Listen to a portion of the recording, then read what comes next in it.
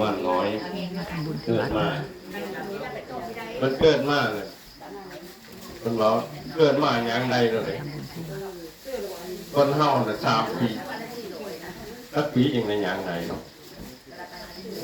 แต่พระพุทธเจ้าเนี่ยเพิ่นเป็นเจ้าชายสิทธัตถะเกิดมาอย่างใดเว้าใดผมเลยพิเศษ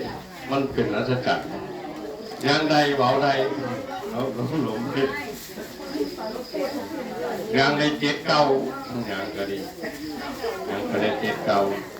ฟังนะ คนร้อนอะไรคนร้อนอภิสวาจาอภิสวาจาที่ บา เป็ ง น ทีก็เข้าเต็มๆนะคะ เป็นมหาอำนาจถ้าเป็นผู้เลิศที่สุดในโลกถ้าเป็นผู้ประเสริฐที่สุดในโลกหน่อยเบาใดเป็นเบาใดชาตินี้เป็นชาติสุดท้ายแล้วต่อไปเราก็ไม่ได้ไม่เกิดอีกนะชาตินี้เป็นพระเจ้าเป็นชาติสุดท้ายไม่ได้ไปเกิด ใส่บาตรนะคะวันพระนะคะ ก่อนที่มันจะเป็นพระพุทธเจ้าเป็นพระเวสสันดรสุดท้าย ต่อคิวกัน พระ ยา เจ้าว สิทธา นะคะ ที่จะปูเอ็ดไว้ตะลักไว้ในบ้านหน้าต่างพระเวสสันดรมีความคิดอยู่นะเจ้าภาพอยู่คนจะเป็นเจ้าภาพวาดภาพเนี่ยอยู่ทางฝาผนังข้างในเอาพระเจ้าชิดศาสตร์ครับนี่ติดต่อคนเหมือนช้างคนวาดภาพคนเราภาพคนเรื่องของเราเจ้าภาพแล้วก็ตัวรักซื้อไว้เอาคนเป็นเจ้าภาพภาพนั้นเงินเท่านั้นงามเหมือนกันเลยไปผนังที่เคยเห็นบางอื่นรูปภาพรูปเลยผนังฝาผนังโบสถ์ตั้งแต่เริ่มกับเป็นเตมีไว้เป็นเมืองรูปคนหนึ่งวาดไป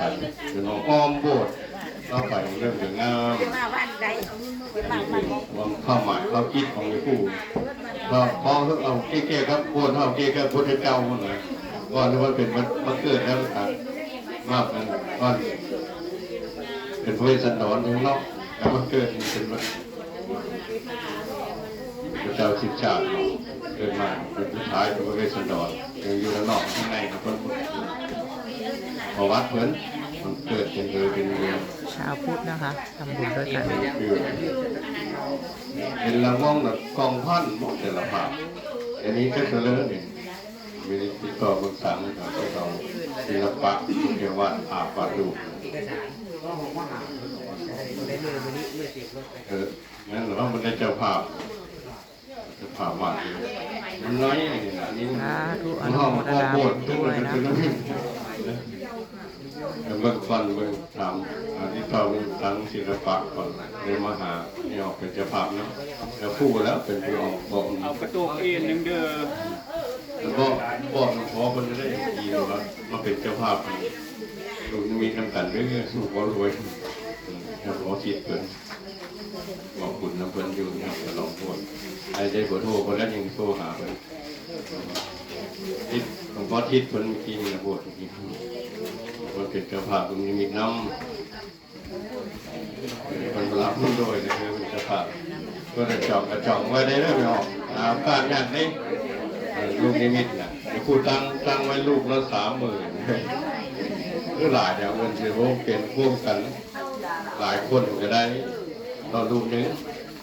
เดี๋ยวผู้ก็เอาอยู่ลูกนึงนี่มันบอดจะโยมเนี่ยผู้ก็พาญาติพี่น้องกันอยู่พันแล้วคุณเอา10,000ขอน้ำเขา20,000อย่างไรชาติพี่น้องคืออะไรมืออยู่อุโบสถข้างนาเกิดขึ้นอีกขอน้ำเขา10,000ขอ20,000ขอ10,000มันจะทำ20,000มีเบาไหวเอาได้เงินตรงนี้แล้วก็ได้ผู้จองได้จองจะซื้อไปได้จำเงินผู้บอกได้เงินมันได้เงินตัวนี้แล้วมันจะสลองโบสถ์เป็นที่จองตรงนี้มีเงินตัวนี้มันนับตื่นเดี๋ยวได้เรื่อยๆแล้วมาตื่นเดี๋ยวเงิน500,000มาแต่คนนั้นเอาจองไว้รับส่งไปเรื่อยๆก็ได้จองไว้ก็ดีปีนี้ว่า30,000ครับไอ้ไปห้องแม่ตุ๊กคือวันทบนะไปห้องแม่ไม้แล้วคือไปห้องแม่ไม้ไปแม่ไม้ยังไงไปห้องประตูวันที่5ฮะที่5เพื่อเบาน่ะแม่ไม้แล้ววันเท่านี้วันที่5เอาเอา มันมาบอก มันเว้าบ่มื้อเลยซะมันเว้าใหม่แล้วมื้อเลยซะ วันที่สิบ โอ้ไปของเพิ่นไปหรือว่ามื้อ ไป วัน ห้องเที่ยวกันบ้านมุ่งพูน เอา เขาบอก ดูนึงนะ ก็คือวันละ400 ไปได้รถไปอยู่ แน่มีจะไปอีกบอก จักเพิ่นไปยังถามเนาะ 5 คนจะได้5 คนคืออยู่วันละ400 ยังเราไปถามเขาเด้อวันที่ถือว่าวันที่สี่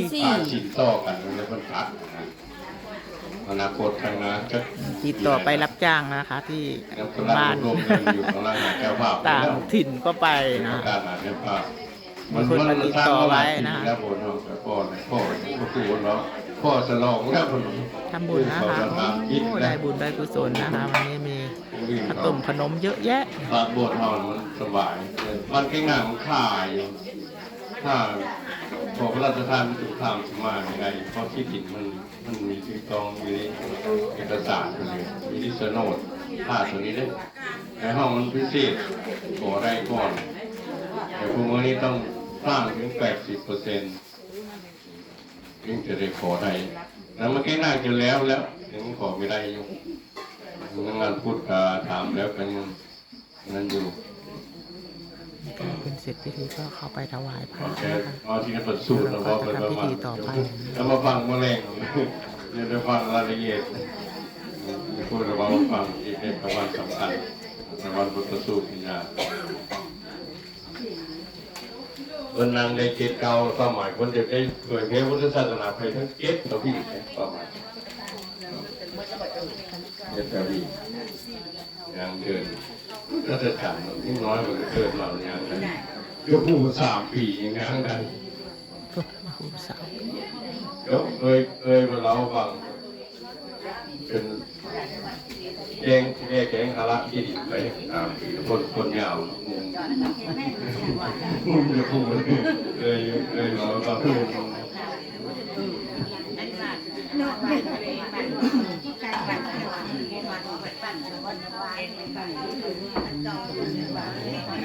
ก็ซื้อพิธีนะคะ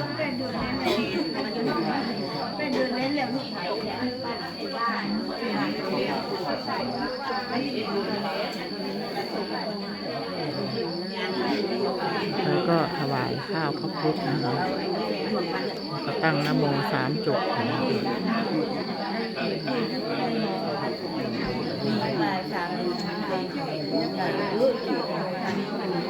ออกมาต้นก็เยอะนะคะ